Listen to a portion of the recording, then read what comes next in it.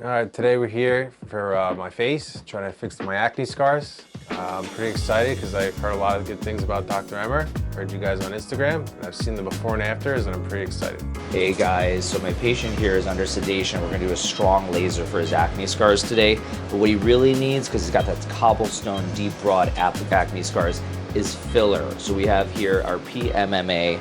This is collagen filled with methyl methacrylate beads. Long term, this filler will do a lot for his scars, but he's gonna need much more than what we have here.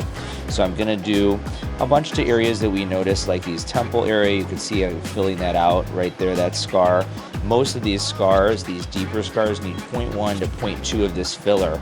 And just to give you an idea, the syringe has 0.8 in it, so you can really only treat about 4 or 5 scars, 3 to 5 scars with each syringe, and usually it requires more than 1 session.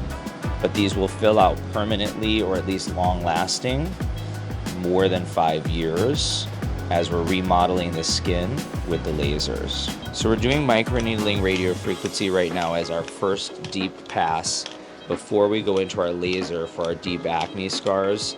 This is the starting point of his skin remodeling. He's gonna need volume, he's gonna need energy-based treatments. The deep microneedling radiofrequency goes under the skin and helps remodel below the surface so that we can get a lot more collagen production, whereas the laser is going to go under the surface as well, but not as deep. So we're going to get it at every level. We're doing a really strong CO2 resurfacing, similar to a fully ablative resurfacing, because he has really deep scars. And you guys could see the color of this resurfacing is that yellowish discoloration, not the normal sort of brown or red, which means we're going much deeper into the skin. He's got thicker skin and some very deep scars, so I'm working a little bit stronger on him to get him a little bit more out of this session. And because he's asleep, he has less pain. You guys can see we have our protective goggles from Innovative Optics, which is great, and we have my B goggles protecting me as well. And our goal is get him as strong of an outcome as we can in this first session, which is a much stronger laser treatment than he has done before in the past with other providers. And if you look really close at the fractional columns, there's very few spaces in between.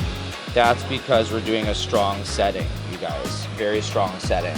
So this is close to that fully ablative, and actually in some areas I'm actually doing overlap, which makes it basically fully ablative. All right, so we're putting right now the PRP on him. This is his plasma. It's gonna help for his skin healing, and it's gonna make his face heal faster. We're gonna apply more 4 hours later. He is taking it 2 tubes home for himself.